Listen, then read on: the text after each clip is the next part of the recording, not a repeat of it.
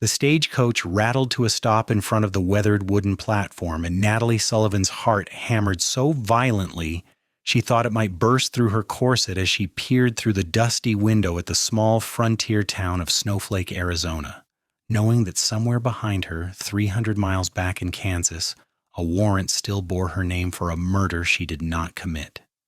It was August 1882, and the desert heat shimmered off the red dirt streets like waves of liquid glass. Natalie pressed a trembling hand to her chest, feeling the folded letter tucked inside her bodice, the advertisement she had answered in desperation. A rancher named Austin Novak seeking a bride, a man she had never met, her only hope of disappearing into a new life before the law caught up with her. The irony was not lost on her that she was running from justice straight into the arms of a stranger who might turn her in the moment he learned the truth.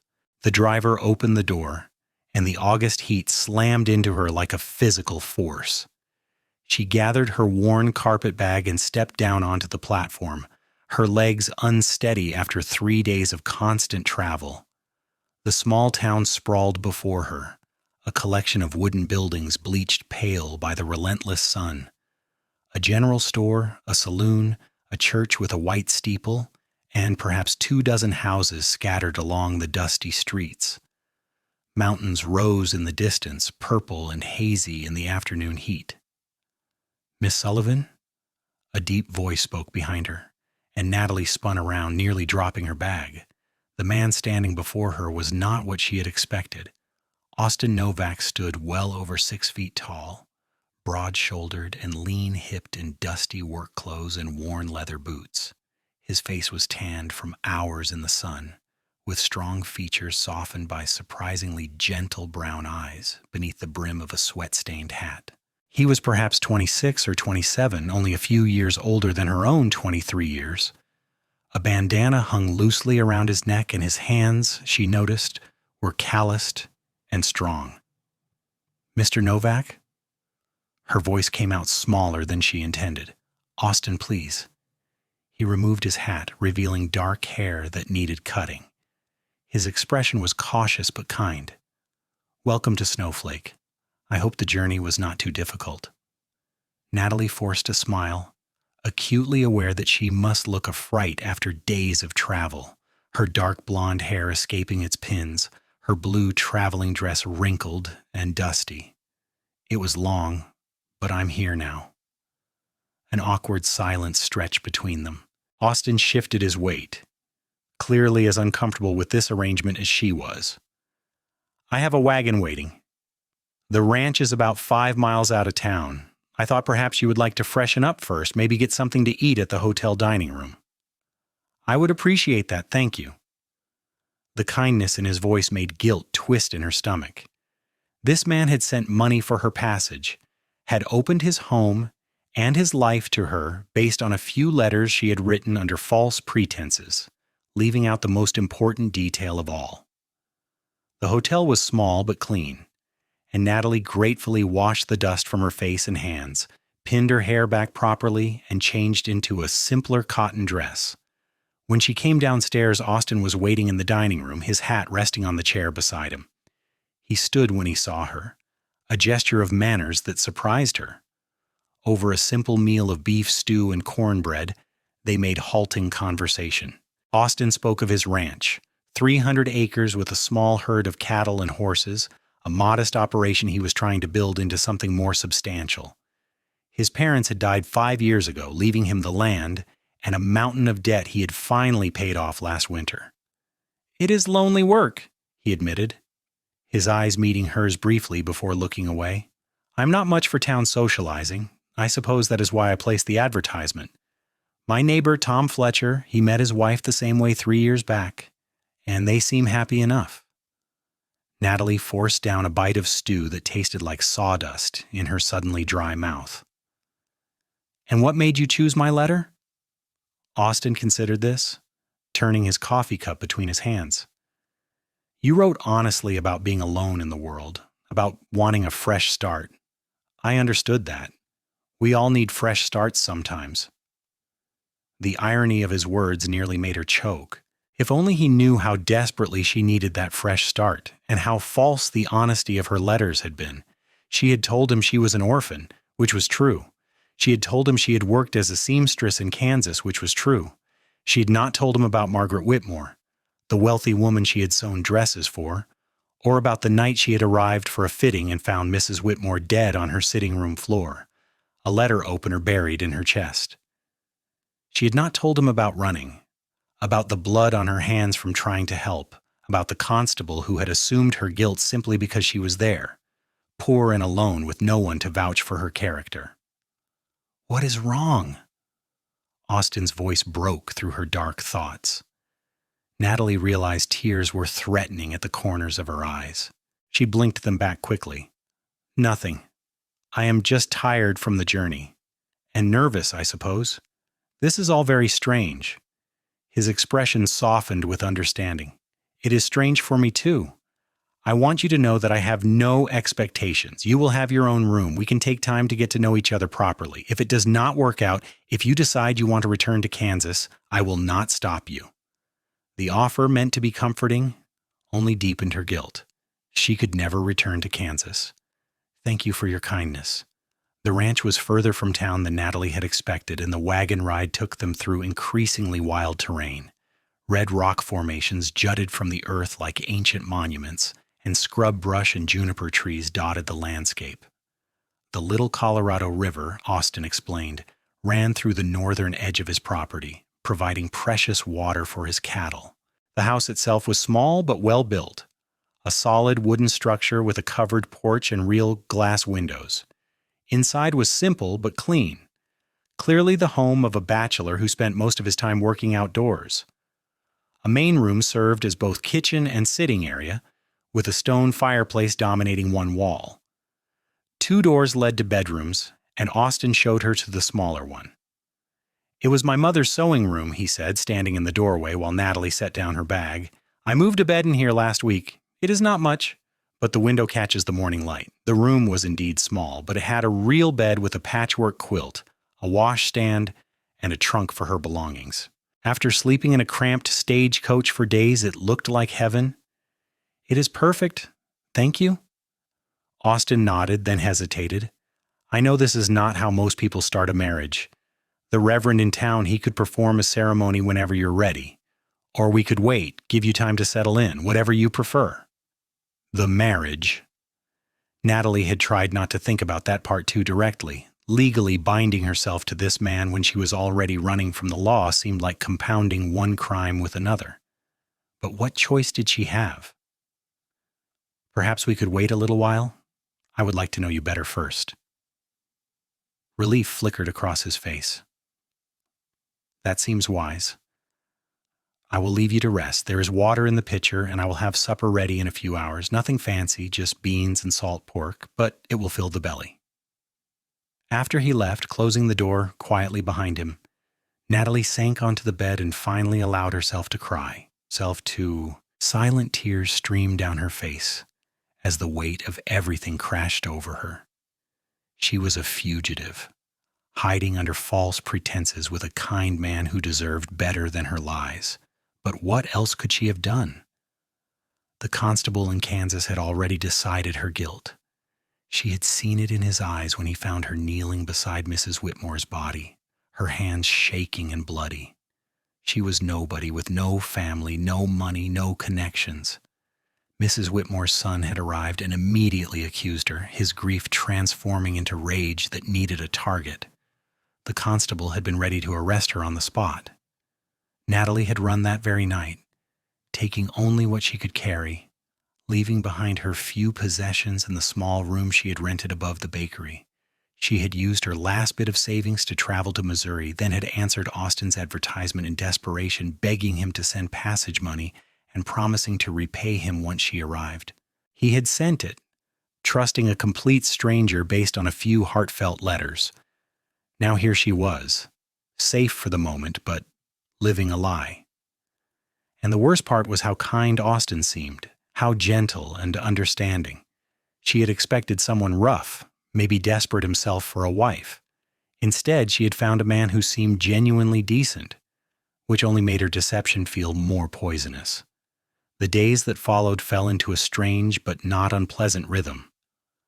Austin rose before dawn to tend his cattle and horses, and Natalie took over the household tasks that had clearly been neglected by a man living alone. She cleaned the house thoroughly, washed clothes and linens, and attempted to cook proper meals with the limited supplies in the pantry. Her cooking was admittedly not very good at first, but Austin ate everything without complaint, even her burned biscuits and oversalted stew. In the evenings they sat on the porch as the brutal heat faded and talked quietly about small things. Austin told her about his childhood, growing up on this same land, learning to ride and rope from his father. His mother had taught him to read and write, using an old McGuffey reader and a Bible worn soft with use. Natalie, in turn, told him carefully edited versions of her own life. Her parents, dead from fever when she was 12, growing up in an orphanage in Ohio, learning to sew from the woman who ran the home, moving to Kansas at 18 to work as a seamstress, all true as far as it went. She just left out the most recent part. Austin never pushed her for more than she volunteered, and he maintained a respectful distance. He never touched her beyond the occasional steadying hand when she climbed down from the wagon, never entered her room, never suggested moving forward with the marriage ceremony. For this, Natalie was grateful, even as a small part of her began to wish things were different, that she had met this man under honest circumstances. Because despite her guilt and fear, she found herself drawn to Austin Novak. He was unfailingly patient and kind, but there was strength beneath his gentleness. She saw it in the way he handled his horses, firm but never cruel, in the way he spoke to his few ranch hands with respect regardless of their station. He worked from sunup to sundown without complaint, building something from nothing through sheer determination and sweat.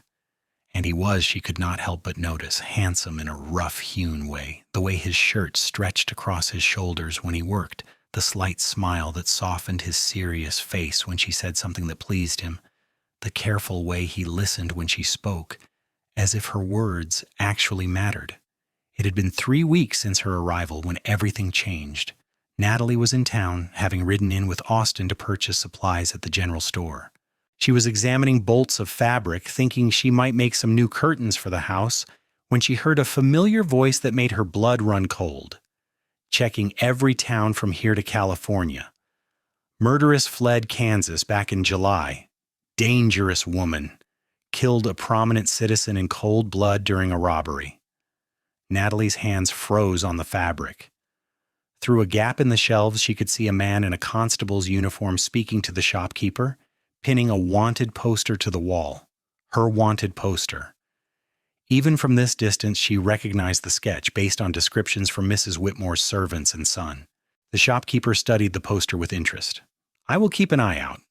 Though honestly, Constable, we get a lot of folks passing through. Hard to remember every face." She might be using a false name, might have changed her appearance, but she has a distinctive scar on her left hand shaped like a crescent moon. Got it from a sewing accident years back, according to witnesses. Natalie's left hand instinctively curled, hiding the small scar that had indeed come from a needle mishap when she was 15. Her heart pounded so hard she felt dizzy. She had to get out of here, had to leave before the constable turned around and saw her. She backed away from the fabric, moving as quietly as possible toward the back of the store. But her skirt caught on a barrel, knocking over a display of tin cups that clattered to the floor with a noise that seemed deafening in the small space. Everyone turned to look. The constable's eyes met hers across the store. She saw the exact moment recognition flickered in his gaze, watched him look down at the poster in his hand, and then back up at her face. "You there. Wait." He started moving toward her. Natalie did not wait.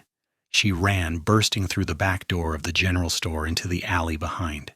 Her mind was blank with panic. Her only thought to get away, to hide, to do anything but let them take her back to Kansas to hang for a crime she did not commit. She heard shouting behind her, boots pounding on the wooden walkway. She ran toward the edge of town, her skirts tangling around her legs, her lungs burning in the dry heat. She had no plan, no destination, just the blind animal need to flee. A strong hand caught her arm, spinning her around, but it was not the constable. It was Austin, his face creased with concern and confusion. "Natalie, what is wrong? What happened? Let me go!" She struggled against his grip, terror making her wild. "Please, Austin, you have to let me go." "Miss, that woman is wanted for murder." The constable was running toward them, his hand on his gun. Austin's eyes widened in shock.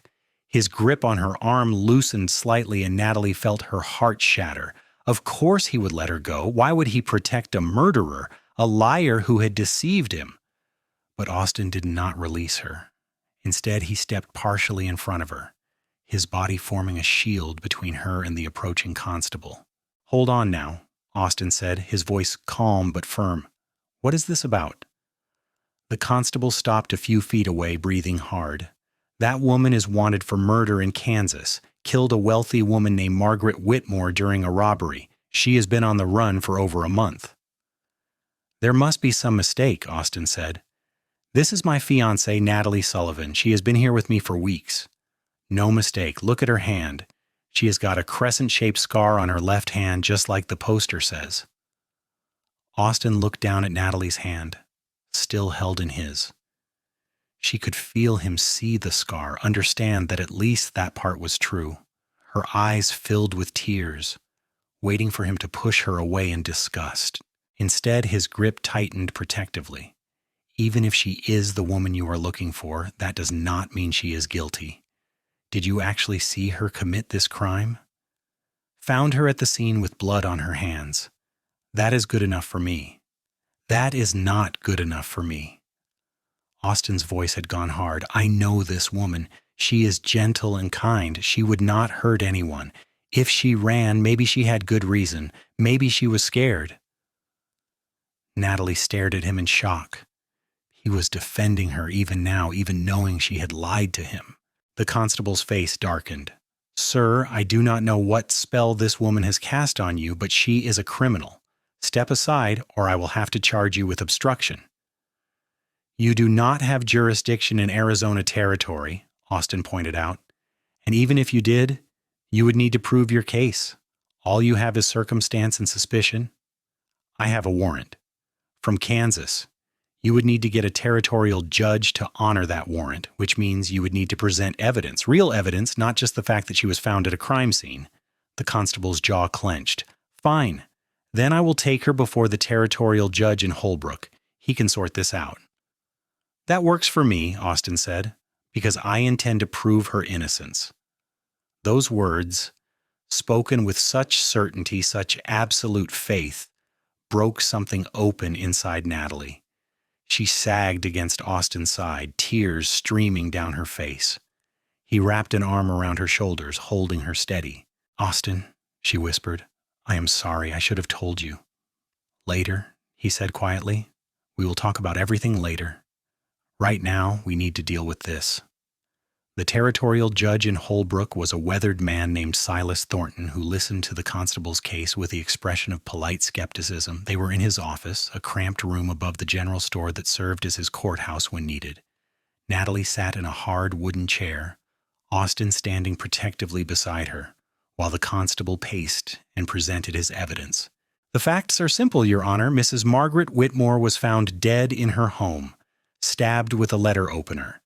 This woman, who worked for Mrs. Whitmore as a seamstress, was found at the scene with blood on her hands.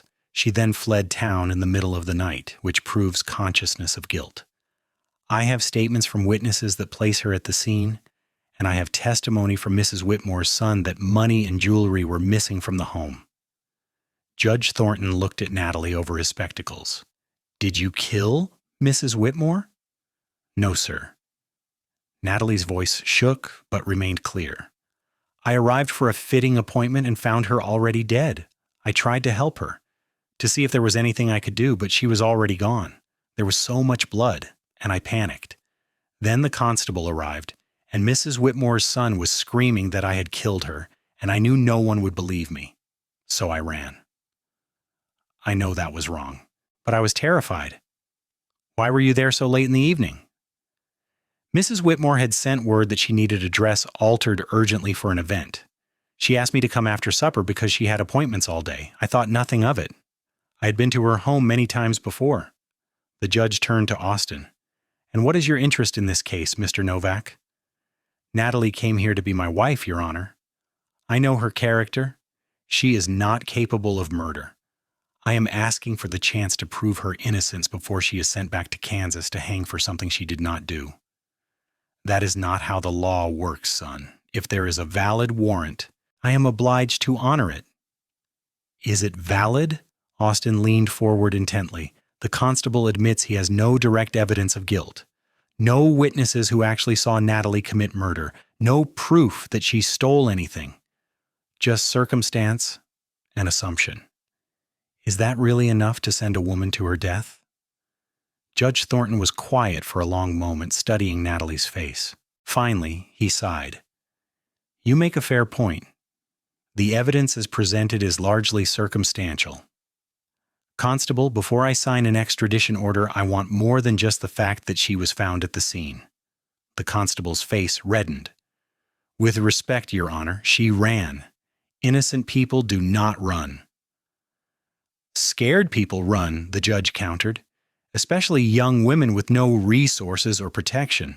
I am not saying she is innocent. I am saying the burden of proof has not been met to my satisfaction. I am giving Mr. Novak 2 weeks to present a defense. If he cannot provide reasonable doubt of her guilt, I will sign the extradition order. 2 weeks? The constable looked outraged. She could run again. She will not run. Judge Thornton looked at Austin.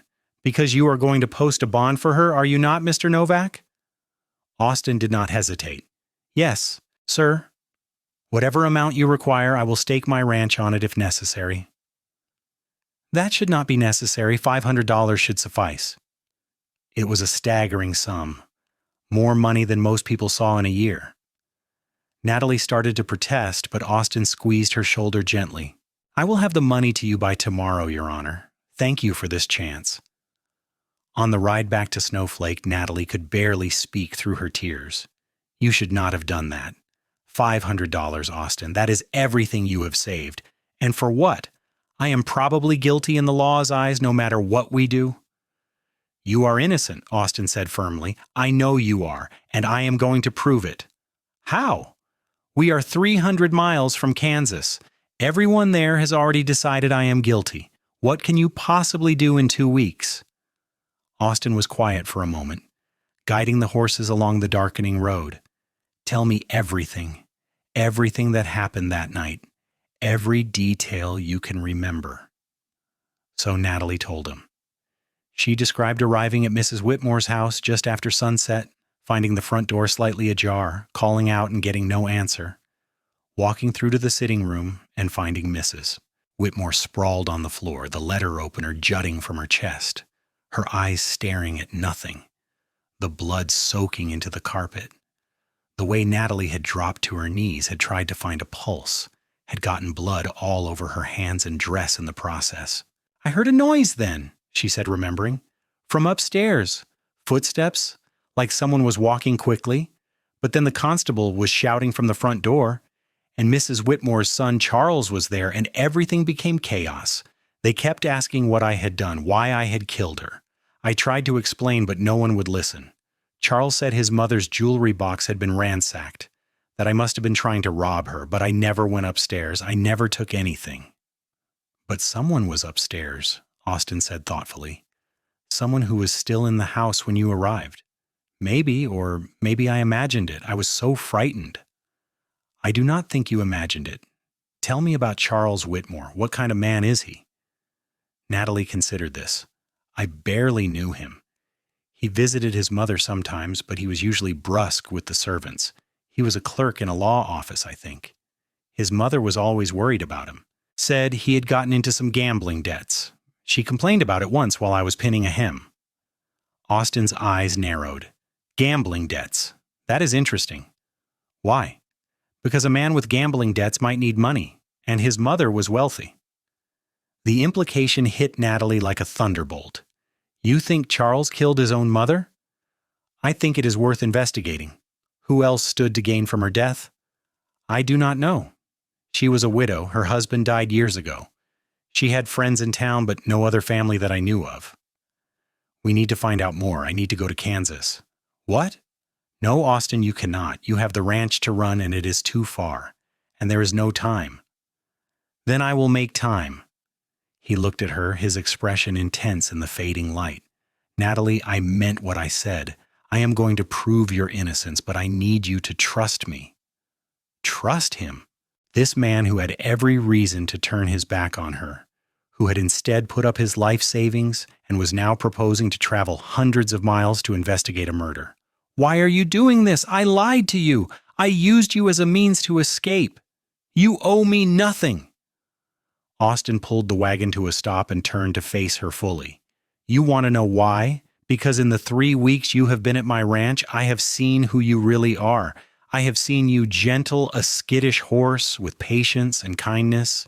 I have seen you sit up late to mend my shirts even though you were exhausted. I have seen you laugh at my terrible jokes and listen to my stories like they actually matter. That is not the behavior of a cold-blooded killer. That is the behavior of a good woman who got caught in a terrible situation. His words made her throat tight with emotion. You barely know me. I know enough, and I will know more given time. But right now, you need me to believe in you, so that is what I'm doing. Natalie reached out and took his hand, the gesture feeling momentous. His fingers closed around hers, warm and solid. Thank you. Whatever happens, thank you for giving me a chance. They sat there in the gathering darkness, hands linked, until the horses shifted restlessly and broke the moment. Austin clicked his tongue and set them moving again, but he did not release her hand until they reached the ranch. That night, Austin sat at the small table with paper and pencil, making plans. Natalie watched him work, marveling at his determination. I will need to leave day after tomorrow, he said, figuring distances and times. The train from Holbrook to Kansas City will take 4 days. That gives me maybe 3 days to investigate before I need to head back. It is not enough time. Then I will make it enough, but I need information from you. Everything you can remember about Mrs. Whitmore's house, her habits, her staff, the names of anyone who worked there or visited regularly, the name of Charles's employer, anything that might help. Natalie spent the next hour telling him everything she could remember.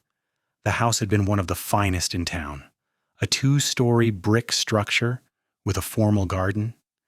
Mrs. Whitmore had employed a cook named Betsy, a housemaid named Sarah, and a groundskeeper named John who also served as a driver. She received callers on Tuesday and Thursday afternoons. She attended church every Sunday at the Methodist Church. She was generous with charity but exacting in her standards. She loved her son despite his failings and worried constantly about his future. Austin wrote everything down in his careful, neat handwriting. When Natalie finally exhausted her memories, he looked up at her. This is good. This gives me places to start. I wish I could go with you. You need to stay here where you are safe. And besides, people in Kansas know your face, but no one there knows me. I can ask questions without raising suspicion. He had a point, but Natalie still hated the idea of him taking this risk for her. Be careful. If Charles really did kill his mother, he is dangerous. I will be careful. Austin reached across the table and took her hand again. That gesture that was becoming familiar. I need you to be careful too. Stay at the ranch while I'm gone. I am going to ask Tom Fletcher to check on you daily. Do not go into town. Do not talk to that constable if he comes around. Can you do that? Yes, but Austin, what if you cannot find anything? What if there is no proof? His jaw tightened. Then I will figure something else out. I am not letting them take you back to hang for something you did not do. That is a promise. The next day, Austin made arrangements with his neighbor Tom Fletcher to watch over both the ranch and Natalie during his absence. Tom was a solid man in his 40s, with a kind wife and 3 young children. He listened to Austin's carefully vague explanation about needing to go to Kansas on urgent business and agreed without prying. We will keep an eye on things, Mirul, Tom assured him. And my Sarah will be glad of the female company. She will have Miss Sullivan over for supper, I'm sure. That evening, as Austin packed his few good clothes into a traveling bag, Natalie felt anxiety gnawing at her. The house that had begun to feel like a sanctuary now felt fragile, temporary. In a week, Austin might return with nothing, and she would be sent back to Kansas in chains. She found him on the porch as the sun set, watching the sky turn brilliant shades of orange and pink. She stood beside him close enough that their shoulders almost touched. "I have been thinking," she said quietly. "If this does not work, if the judge signs the extradition order, you should let me go. Do not fight it anymore. You have already risked too much." "No." His response was immediate and firm. "Austin, you could lose everything.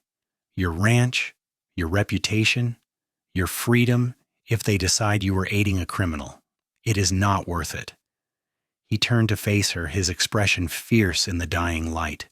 "You are worth it. Do not ask me to abandon you, Natalie. I could not do it even if I wanted to." Something in his tone made her heart skip. "Why not?" Austin reached up and gently tucked a strand of hair behind her ear, his touch sending shivers down her spine. "Because somewhere in the last month I have fallen in love with you. I know the timing is terrible, and I know we have bigger problems to deal with, but it is the truth, and you deserve the truth from me since you have given me yours." Natalie stared at him, unable to breathe. "You love me?" "Yes. I love your strength and your kindness. I love the way you hum when you cook, even though you are terrible at it."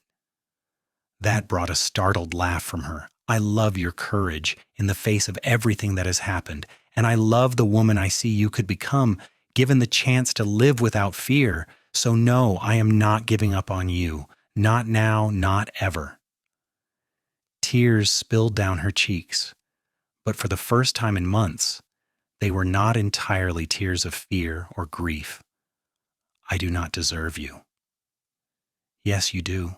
You deserve someone who fights for you, who believes in you, who stands by you when things get hard. Let me be that person." Natalie rose on her toes and kissed him, a gentle press of lips that tasted of salt and hope. Austin's arms came around her, holding her close, and for a moment everything else fell away. There was just this, just them, just the feeling of being safe in the arms of someone who saw her clearly and loved her anyway. When they finally pulled apart, Austin rested his forehead against hers. "I am coming back with proof of your innocence. That is a promise." "I love you too," Natalie whispered. "I did not want to. I tried not to, but I do." "Good." She could hear the smile in his voice. "Because I plan to marry you properly when this is all over, if you will have me." Yes, I will have you." They stood together on the porch until the stars came out, holding each other, neither wanting to let go. Tomorrow Austin would leave, and the fragile peace they had found would be shattered by the harsh reality of murder and accusations and time running out. But for tonight, they had this moment, and it was enough. Austin left before dawn the next morning. Natalie stood on the porch and watched him ride away toward Holbrook in the train that would take him to Kansas, her heart in her throat. He turned once to wave, his figure silhouetted against the rising sun, and then he was gone. The days that followed were the longest of Natalie's life. She tried to keep busy with household tasks, but there was only so much cleaning and mending one woman could do in a small house. Tom Fletcher came by daily as promised, checking on the stock and making sure she had everything she needed. His wife Sarah did indeed invite her for supper several times, providing welcome distraction with her cheerful chatter and lively children. But at night, alone in her small room, Natalie could not escape her thoughts. She imagined Austin in Kansas asking dangerous questions, potentially putting himself in the path of a killer. She imagined the constable returning to arrest her, dragging her back across 3 states to face a judge who had already decided her guilt. She imagined the rope around her neck, On the 5th day, she was hanging laundry when she heard horses approaching. Her heart leaped with hope that Austin had returned early, but it sank just as quickly when she saw it was 3 men she did not recognize, hard-faced and dusty from travel. The lead rider tipped his hat to her, but there was nothing friendly in the gesture. "Afternoon, miss. This the Novak ranch?" "Yes. Can I help you?" "We are looking for Austin Novak. Is he around?" Something about these men set off warning bells in Natalie's mind. "He's not here at present. What is your business with him?" The man smiled, but it did not reach his eyes. "Just wanted to talk to him about a mutual acquaintance. When do you expect him back?" "I am not sure. He has been called away on business. I can give him a message when he returns." The men exchanged glances. "How about you, miss? You would not happen to be Natalie Sullivan, would you?" Fear flooded through her. "Who is asking?" "Name is Garrett. These are my associates, Pike and Morton. We work for Charles Whitmore. He sent us to make sure justice is done for his poor murdered mother." So Charles had sent hired thugs to ensure she was brought back to Kansas. Or worse. Natalie's mind raced, trying to figure out how to handle this. She was alone, with no way to defend herself and no help coming. "I do not know what you are talking about," she said, trying to keep her voice steady. "My name is Natalie Stevens. I am the housekeeper here." Garrett dismounted, his movements casual but threatening. "Now that is interesting because we heard tell that Novak had himself a mail-order bride and that the local constable identified her as the woman wanted for murder. You would not be lying to us, would you, Miss Sullivan?" Before Natalie could respond, another voice cut across the yard. The lady said, "Mr. Novak is not here. I suggest you state your business or move along." Tom Fletcher stood near the barn, a rifle cradled in his arms. He must have approached quietly while the men were focused on Natalie. Relief flooded through her. Garrett's easy smile disappeared. "This is not your concern, friend. Miss Stevens is my neighbor. That makes it my concern. Now you have 3 seconds to get back on those horses and clear out, or we're going to have a problem." For a tense moment, Natalie thought violence would erupt. Garrett's hand hovered near his gun, and his 2 companions looked ready to fight, but Tom's rifle never wavered, and something in his eyes must have convinced them he was serious. "This is not over," Garrett said finally, remounting. "Tell Novak we will be back. And tell Miss Sullivan that Charles Whitmore is not going to let his mother's killer walk free, no matter who is protecting her." They rode off, and Natalie sagged against the porch post, shaking. Tom set his rifle aside and hurried over. "Are you all right?" "Yes, thank you, Tom. I do not know what would have happened if you had not come. Sarah had a feeling something was wrong. Sent me over to check. Good thing, too." He frowned after the departing riders. "Those are not lawmen, Miss Natalie. Those are hired guns. What is really going on here?" Natalie made a quick decision. Tom had just risked himself for her. He deserved the truth. "Austin went to Kansas to prove I am innocent of a crime I did not commit. Those men work for the person I think really committed that crime. And if Austin starts asking the wrong questions, he might be in serious danger." Tom's weathered face grew grave. "Then I reckon we better send word to Austin to watch his back. My brother lives in Kansas City. I can telegraph him, have him track down Austin and warn him." "Would you, please?" "Already planning on it. Come on, let's get you over to my place. You should not be alone here until Austin gets back or this situation gets resolved." Natalie wanted to argue, but she knew he was right. Those men could come back, and next time Tom might not be there to scare them off. She quickly packed a bag and locked up the house, then rode with Tom back to his ranch. Sarah Fletcher welcomed her warmly, clearly already informed by her husband about the situation. "You just stay here as long as you need, dear. We have a spare room, and I will be glad of the help with these wild children." That evening, Tom rode into town to send the telegraph. Natalie tried to help Sarah with supper, but her mind was in Kansas with Austin, praying he would get the warning in time. Austin stepped off the train in the town where Mrs. Whitmore had lived, trying to look like just another traveler passing through. The town was bigger than Snowflake, prosperous, with brick buildings and paved main streets. He found a modest hotel and checked in, then set about his investigation. His first stop was the Methodist Church, where Natalie had said Mrs. Whitmore attended services. The pastor, Reverend Williams, was happy to talk about his late parishioner, clearly still grieving her loss. "Margaret was one of our most devoted members," he said, settling into his study chair. "Her death was a terrible shock to the whole community. And to think it was that young seamstress who seemed so quiet and well-mannered. You just never know about people." "That is actually why I am here," Austin said carefully. "Natalie Sullivan is in Arizona territory now, and there are some questions about the evidence against her. I am hoping to understand what really happened that night." The Reverend's expression grew wary. "Are you a lawyer?" "No, sir. I am someone who cares about the truth. Did you know Natalie?" "I saw her at services a few times. She seemed devout enough, but appearances can be deceiving." "What about Charles Whitmore? What kind of man is he?" The Reverend shifted uncomfortably. "Charles has had his struggles, I will not deny it. Margaret worried about him constantly, but he loved his mother. I am certain of that. Even though she was constantly bailing him out of gambling debts? How did you know about that?" "I am thorough. Tell me, Reverend, where was Charles that night, when his mother was killed?" "I do not see how that is relevant." "Humor me." The Reverend sighed. "I do not know where he was. He arrived shortly after the constable, I understand. Margaret's cook had sent for him."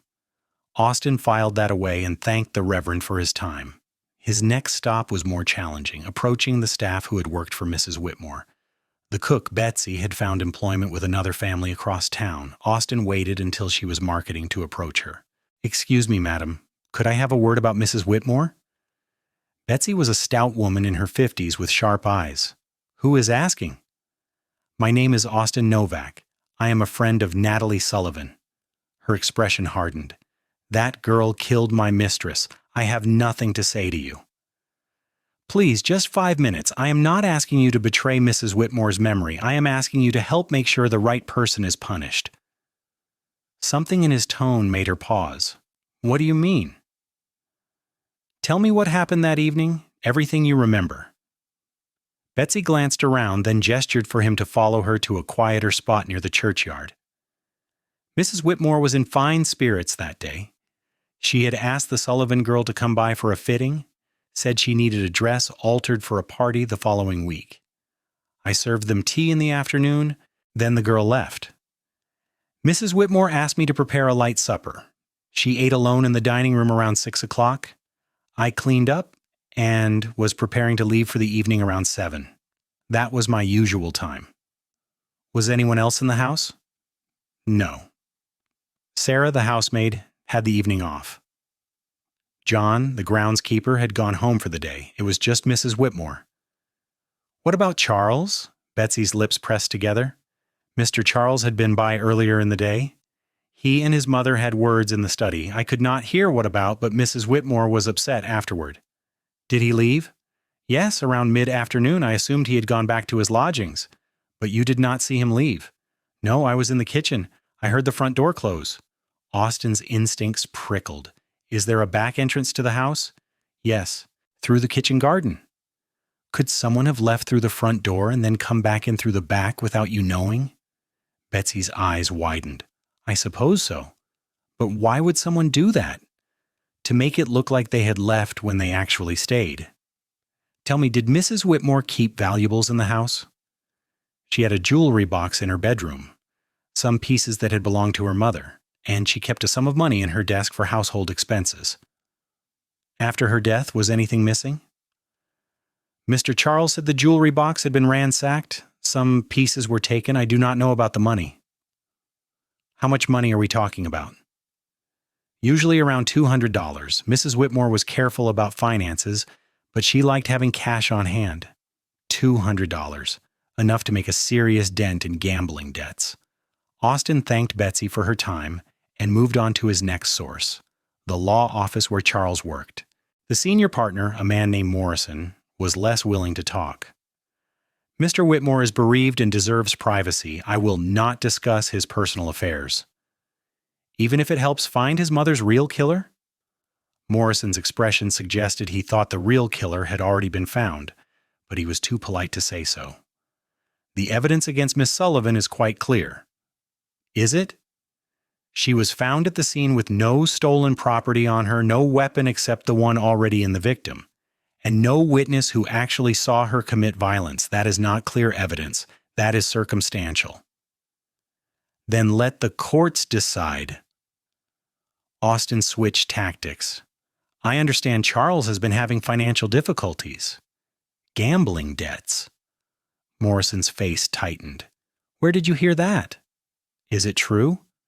Mr. Whitmore's finances are none of your business. They are if they provide a motive for murder. How much did he owe? I think you should leave, Mr. Novak, before I have you thrown out. Austin left, but not before noting Morrison's obvious discomfort. He was definitely on the right track. That evening, Austin was eating supper at a small restaurant when a man in working clothes approached his table. You the fellow asking questions about the Whitmore killing? Austin tensed, unsure if this was a threat or an opportunity. Who wants to know? Name is John Harris. I was the groundskeeper and driver for Mrs. Whitmore. Heard you have been talking to folks. Sit down, please. John sat, glancing around nervously. I do not want trouble. But that Sullivan girl, she was always kind to me, treated me like a person, not like help. I do not think she is a killer. Neither do I. What can you tell me about that night? I was home with my wife. I left the property around 5 that afternoon, but I have been thinking about something ever since it happened, and it does not sit right with me. What is that? A few days before Mrs. Whitmore was killed, I overheard her and Mr. Charles arguing. He was asking her for money again, said he was in trouble with some dangerous people. She refused, said she had bailed him out too many times, and he needed to solve his own problems.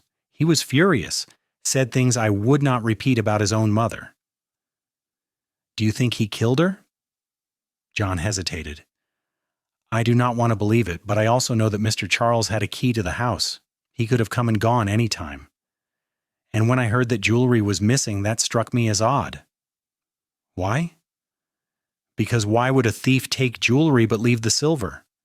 Mrs. Whitmore had a full set of sterling silver in the dining room worth a small fortune, but none of that was touched, only the jewelry upstairs, like someone knew exactly where to go and what to take. Austin felt pieces clicking into place. Did you tell this to the constable? I tried.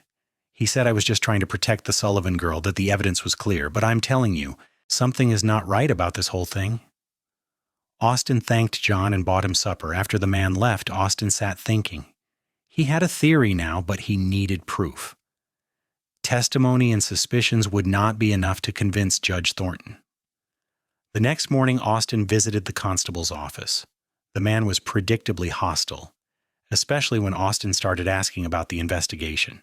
The case is closed, the constable said flatly. The guilty party has been identified, but not tried or convicted. I have some questions about the evidence. Did you search Charles Whitmore's lodgings? Why would I? He was the victim's son. Exactly.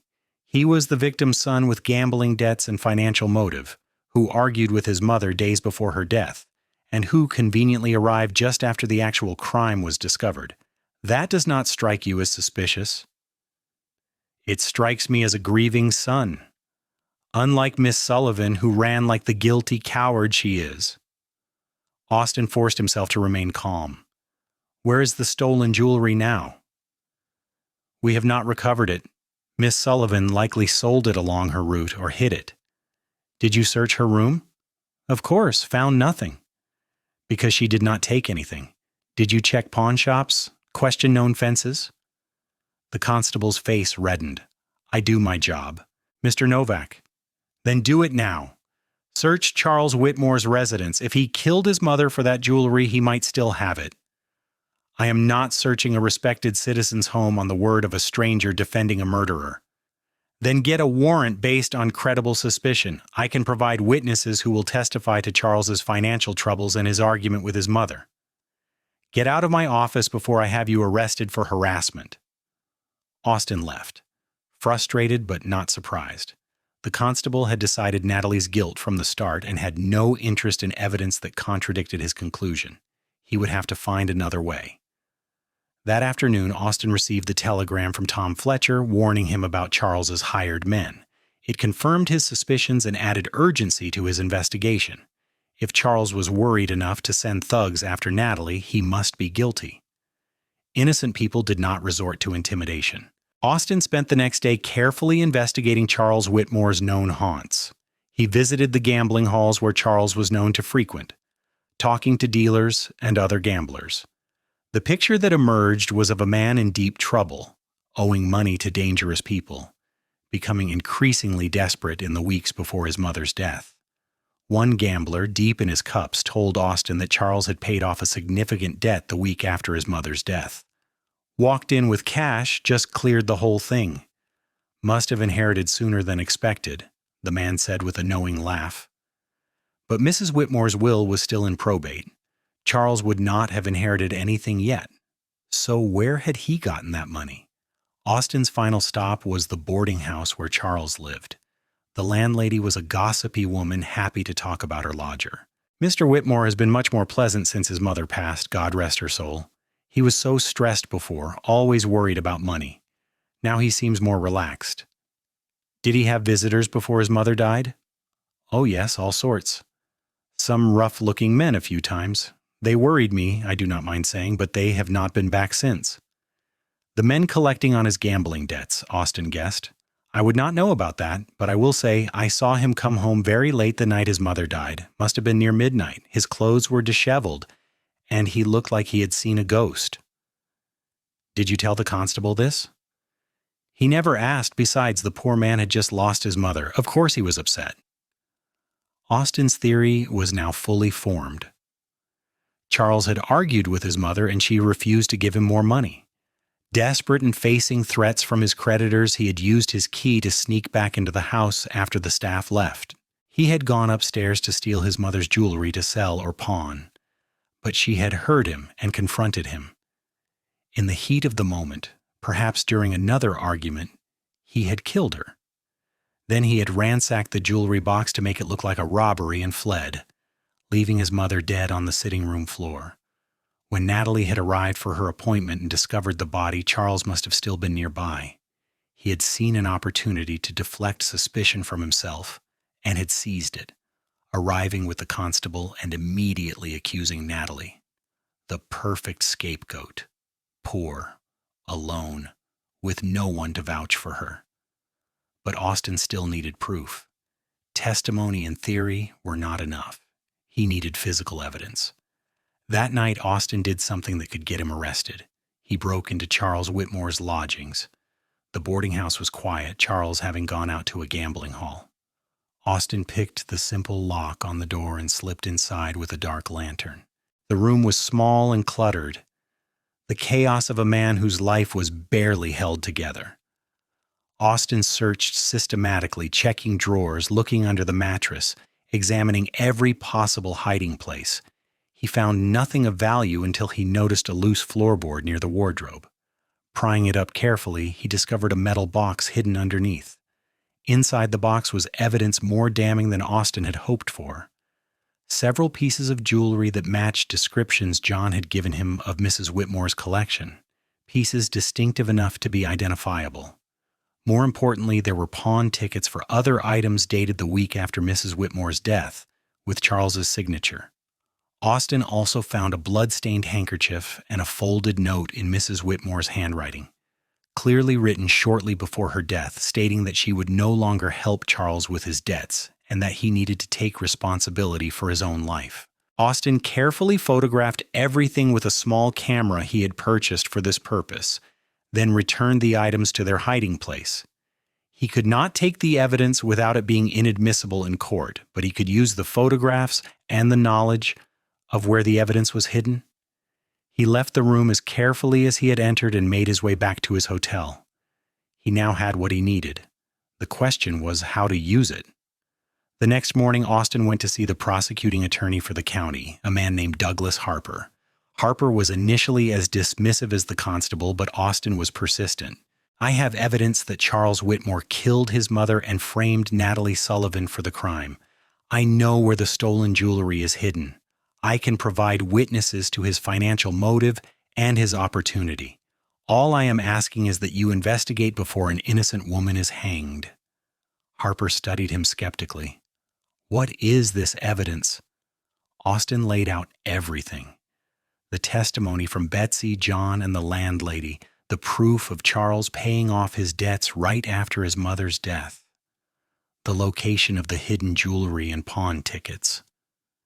"And how did you come to know about the hidden evidence?" Harper asked shrewdly. "Does it matter? If you obtain a warrant and search his lodgings legally, you will find everything I have described. That evidence will either prove or disprove my theory." Harper was quiet for a long moment. "If you are wrong, and this is just an elaborate attempt to free a guilty woman, I will have you prosecuted for obstruction." "I am not wrong, but I understand your position. All I ask is that you look. If the evidence is there, it will speak for itself." "Very well. I will obtain a warrant. But this had better not be a wild goose chase, Mr. Novak." 2 days later, Charles Whitmore was arrested. The search of his lodgings had turned up exactly what Austin had described. Jewelry identified as belonging to his mother, pawn tickets in his name, the blood-stained handkerchief, and the damning note. When confronted with the evidence, Charles had broken down and confessed to everything. He had indeed killed his mother in a moment of rage when she caught him stealing her jewelry. He had not planned it, but when she threatened to disinherit him completely and contact the authorities about his thievery, he had grabbed the letter opener from her desk and stabbed her in a panic. Then, terrified of what he had done, he had staged the scene to look like a robbery and had hidden until he heard Natalie arrive. Her presence had given him the perfect opportunity to deflect suspicion. Austin was on the first train back to Arizona with a signed confession, witness statements, and a letter from Prosecutor Harper explaining that all charges against Natalie Sullivan had been dropped and an apology for the false accusation. He arrived in Holbrook 2 days before his deadline, exhausted but triumphant. He went straight to Tom Fletcher's ranch where Natalie was staying. Sarah answered the door, her face breaking into a smile when she saw him. "She's in the garden with the children," Sarah said. "Go on. She has been watching the road for days." Austin found Natalie kneeling in Sarah's vegetable garden, helping the Fletcher children pull weeds. She looked up at the sound of his boots on the path, and her face transformed when she saw him. She was on her feet and running before he could call her name, throwing herself into his arms with such force they nearly fell over. "You are back! You are safe!" She was laughing and crying at the same time, her hands running over his face and shoulders as if checking that he was real. "I am back. And Natalie, I have news." He pulled the papers from his coat. "Charles Whitmore confessed he killed his mother. You are free, completely and absolutely free." Natalie stared at the papers, then at him, then back at the papers. "Free? Free? It is over." She collapsed against him, sobbing so hard her whole body shook. Austin held her, stroking her hair, murmuring reassurances while the Fletcher children watched with wide eyes and Sarah wiped her own tears. When Natalie finally calmed enough to speak, she pulled back to look at him. "How did you do it? How did you prove it?" "I will tell you everything. But first, let us go see Judge Thornton and make this official." Judge Thornton read through Austin's evidence with growing satisfaction. "Well, Mr. Novak, I must say I am impressed. You did in a week what the Kansas authorities failed to do in months, actual detective work." He signed the paper releasing Natalie from all legal obligations. "Miss Sullivan, you are free to go. The territory extends its apologies for the inconvenience and distress this has caused you." The constable who had pursued her was notably absent. Word was he had been reprimanded by his superiors for his sloppy investigation and had returned to Kansas in disgrace. As they left the judge's office, Natalie turned to Austin with shining eyes. "I cannot believe it is really over. I keep waiting to wake up and find this is a dream." "It is not a dream. You are free and you are safe and you are coming home with me." "Home?" Natalie repeated, tasting the word. "I have not had a real home in so long." "You have one now, for as long as you want it." They collected Natalie's things from the Fletchers with much hugging and congratulations and rode back to the ranch in the golden light of late afternoon. Everything looked exactly as they had left it, but somehow different. The fear that had shadowed them was gone, leaving room for something new to grow. That evening, they sat on the porch as the sun set, finally able to simply be together without the weight of impending doom hanging over them. "Tell me everything," Natalie said. "Every detail of how you figured it out." So Austin did, walking her through each step of his investigation, each piece of evidence that had fallen into place. Natalie listened with amazement, occasionally interrupting with questions or exclamations. "You risked so much for me," she said when he finished. "You could have been hurt or arrested for breaking into Charles's room or 100 other things. It was worth it. You are worth it." Natalie turned to him, her expression serious in the fading light. "When I first came here, I thought I was just running, trying to survive. I never expected to find you, to find this." "This?" "Love, home, a future. Everything I thought I had lost forever when Mrs. Whitmore died." Austin took her hand, lacing their fingers together. "You have all of that now. The question is, what do you want to do with it?" "I want to marry you," Natalie said simply. "Properly. Like you said, I want to build a life here with you. I want to turn this house into a real home. I want to wake up every morning knowing I am safe and loved and free." "Then let us do that. Let us get married and build that life together." "When?" Austin smiled. "How about as soon as Reverend Mitchell in town can arrange it? I've waited long enough for you to be truly mine." Natalie leaned in and kissed him, slow and sweet, a promise of all the days to come. "I already am yours, but yes, let us make it official. I want the whole world to know I belong with you." They were married a week later in the small church in Snowflake, with Tom and Sarah Fletcher as witnesses and what seemed like half the town in attendance. News of Natalie's exoneration had spread quickly, transforming her from suspected murderer to sympathetic victim to romantic heroine. Everyone wanted to meet the woman Austin Novak had traveled hundreds of miles to save. Natalie wore a simple dress of ivory cotton that she had sewn herself in the days before the wedding, her hair crowned with wildflowers that Sarah's daughters had gathered. Austin wore his Sunday best, looking nervous and impossibly handsome as he stood at the altar waiting for her. As Natalie walked down the aisle, meeting his eyes, she was struck by how much her life had changed in just 2 months. She had arrived in Snowflake terrified and alone, convinced she would never know peace again.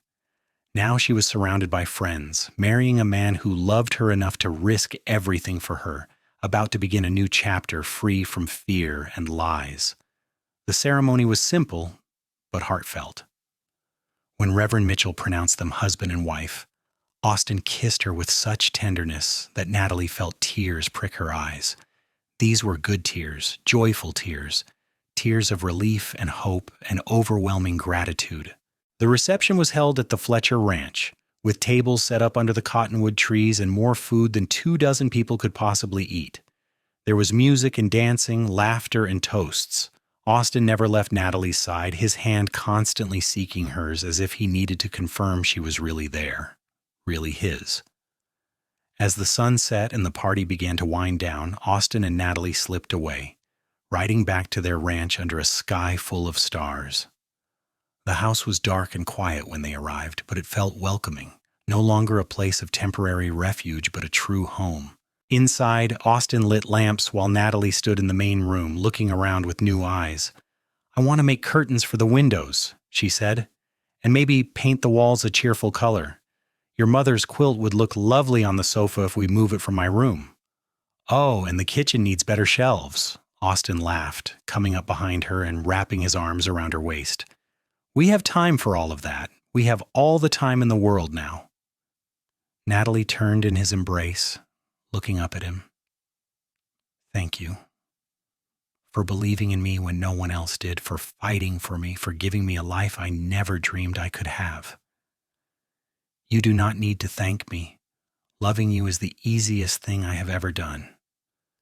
That night, as they lay together in Austin's bed, now their bed, Natalie felt something she had not experienced in longer than she could remember: peace, complete, absolute peace.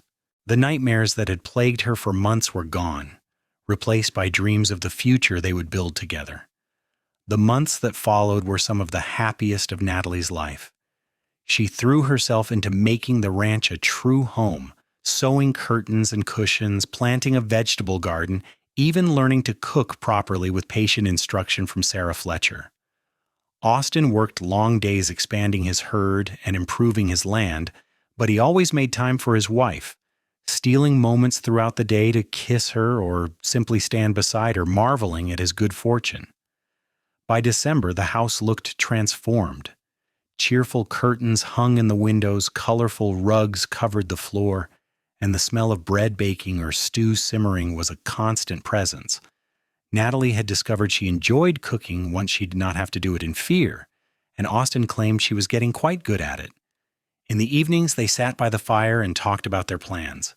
Austin wanted to expand the ranch, maybe buy adjacent land if it became available. Natalie wanted to start a small sewing business, making clothes for the women in town. They both wanted children someday, a family to fill the house with noise and life. Christmas came, their first together as husband and wife. It snowed lightly that morning, a rare event in northern Arizona, and they woke to a world transformed in white. Natalie made biscuits and gravy for breakfast, while Austin brought in extra firewood. They attended church service, then spent a quiet day at home, just the two of them. Austin gave Natalie a beautiful length of fabric he had ordered from a catalog, deep blue silk that would make a stunning dress. Natalie gave Austin a new hat she had saved up to buy from the general store, along with a shirt she had sewn herself with careful stitches. But the best gift was simply being together, safe and free, and in love. As the new year of 1883 arrived, Natalie found herself thinking about how far she had come. A year ago, she had been sewing in Kansas, her biggest worry whether she would have enough money for rent. She could never have imagined the terror and tragedy that would follow, or the unexpected joy that would come after. In February, Natalie realized she was pregnant. She told Austin one evening after supper, watching his face carefully for his reaction. His eyes went wide, then a grin spread across his face so broad it made her laugh. "Truly? We're having a baby?" "Truly. Sometime in the fall, I think."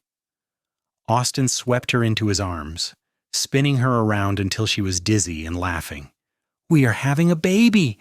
I am going to be a father!" "You are happy then?" He set her down gently, cupping her face in his hands.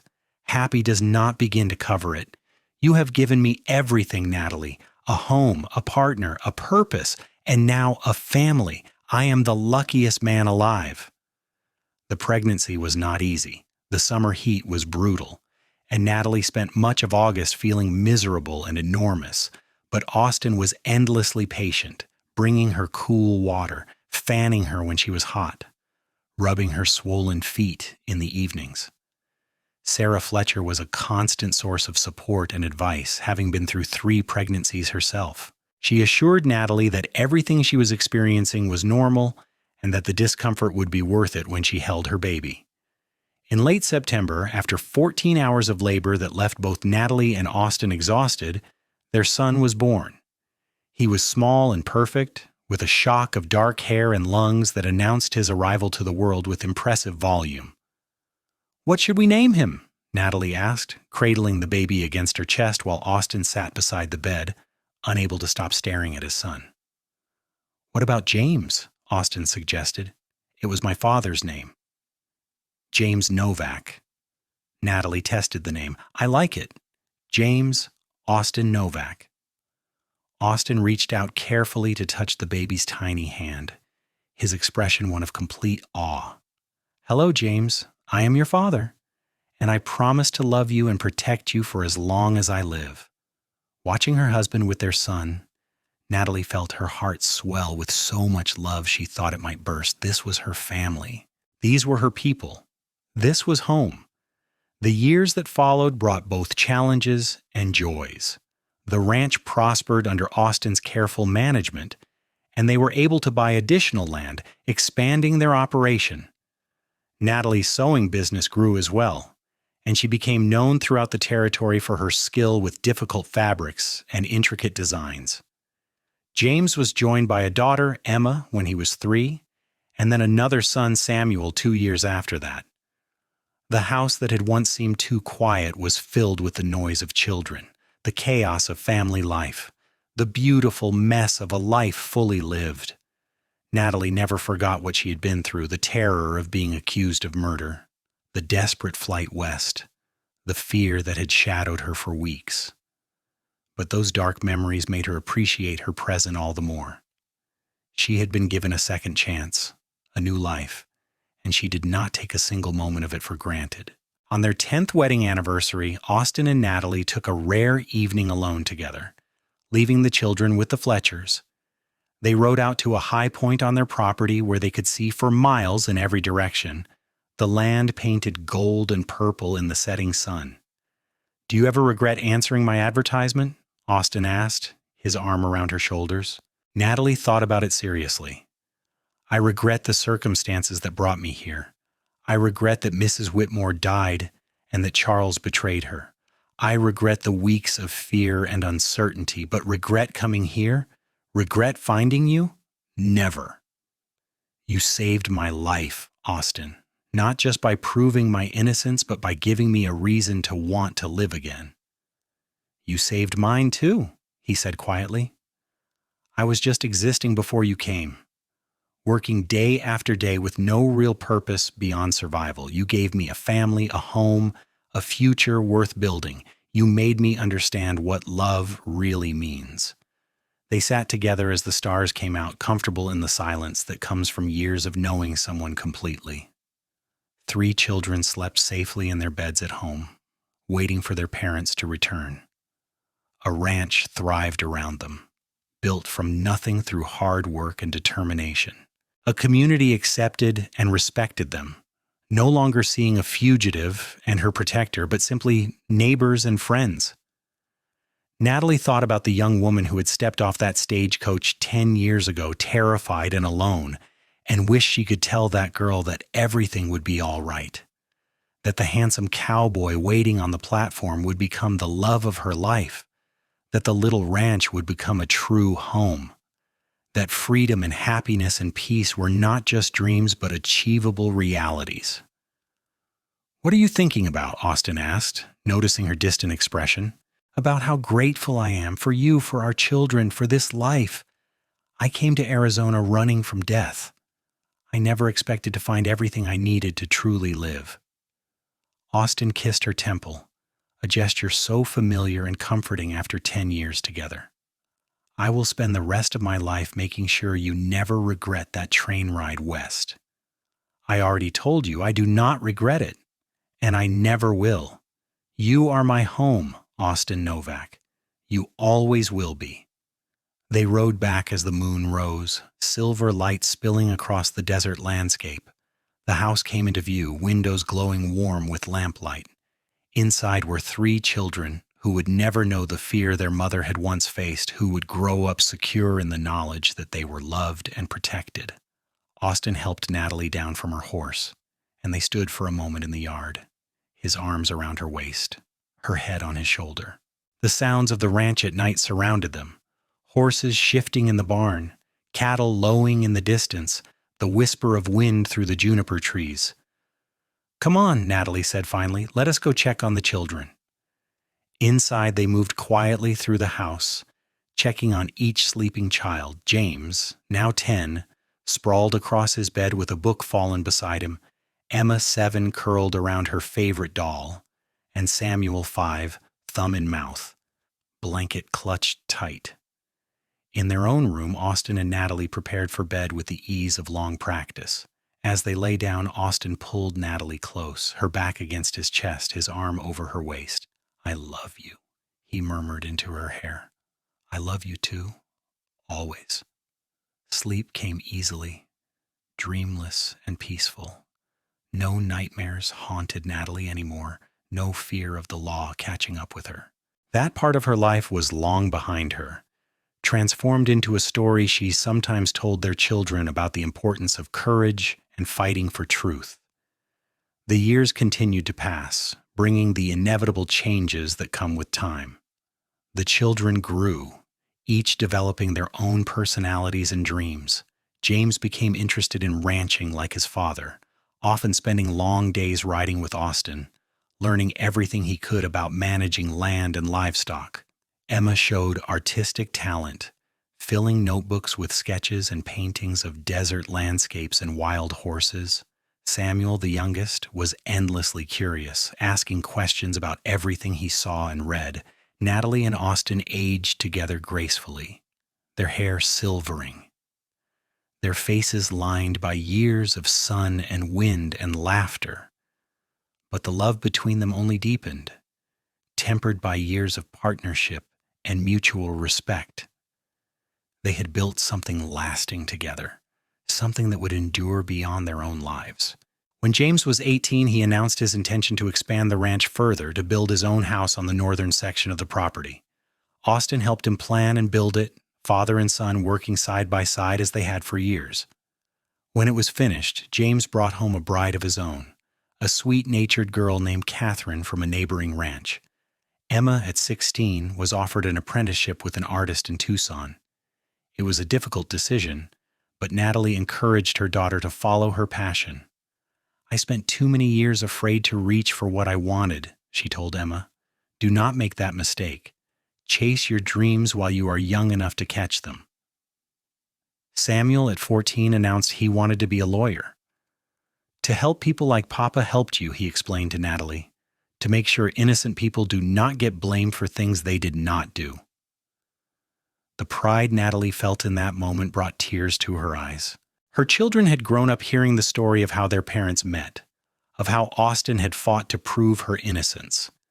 That story had shaped them, taught them values of justice and courage and standing up for what was right. More years passed. Grandchildren arrived, filling the ranch with new life and energy. Austin and Natalie, now in their 50s, delighted in watching their grandchildren grow, seeing pieces of themselves and their children in each new generation. The ranch continued to prosper, now one of the most successful operations in the territory. But success had never been the goal. Family had been the goal, and in that Austin and Natalie had succeeded beyond measure. On a warm evening in the spring of 1903, 21 years after Natalie had first arrived in Snowflake, she and Austin sat on their porch watching the sunset. It was a scene they had repeated thousands of times over the years, but it never got old. The beauty of the desert, the peace of their home, the comfort of each other's presence. These were gifts they never took for granted. "Do you remember the first night we sat here together?" Austin asked, "when you had just arrived, and we were both so nervous and uncertain?" Natalie smiled at the memory. "You were so kind to me, even though I was essentially a stranger. I was terrified you would realize what a mistake you had made, bringing me here." Best decision I ever made? Though I will admit I did not expect things to get quite so complicated quite so quickly. Neither did I. But it all worked out in the end. Better than worked out, it was perfect. This life we built, our family, everything. It has been perfect. Natalie turned to look at him. This man who had saved her life and then spent decades making that life worth living. His face was lined now, his hair completely white, but his eyes still held the same kindness and strength that had first drawn her to him. "Thank you," she said softly, "for everything, for believing in me when no one else did, for fighting for me, for loving me, for giving me this beautiful life." Austin took her hand, their fingers interlacing automatically after so many years. "You do not need to thank me. Loving you has been the greatest privilege of my life." They sat together as the stars appeared one by one, a familiar pattern in the vast sky. Inside the house, they could hear their family, James and Catherine visiting with their 2 children, the sound of laughter and conversation drifting through the open windows. This was what Natalie had been running toward, even when she thought she was just running away. This peace, this love, this sense of belonging. She had been so afraid that day she stepped off the stagecoach, certain she was heading toward a fate uncertain and probably grim. Instead, she had found everything she had ever wanted but never dared to hope for. "I love you, Austin Novak," she said, the words as true and necessary now as they had been 21 years ago. "I love you too, Natalie Novak, for as long as I live and whatever comes after." The moon rose over the Arizona desert, silver and serene, illuminating the land they had made their own. In the distance, cattle grazed peacefully. In the barn, horses settled for the night. And on the porch, two people who had found each other against all odds sat together in the comfortable silence of a love that had withstood everything life could throw at it. Natalie leaned her head on Austin's shoulder, feeling his arm come around her automatically. She thought about the long journey that had brought her here, the fear and desperation that had driven her west, the unexpected miracle of finding a man who would risk everything to save her.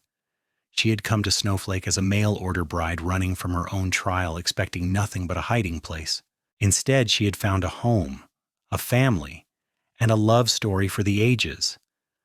The cowboy who had met her at that dusty train platform had not only proved her innocence, but had shown her what innocence really meant: the ability to trust, to love, to hope, to believe in goodness even when the world seemed dark. That was Austin's greatest gift to her, Natalie realized, not just freedom from false accusations, but freedom to be fully herself, fully alive, fully loved.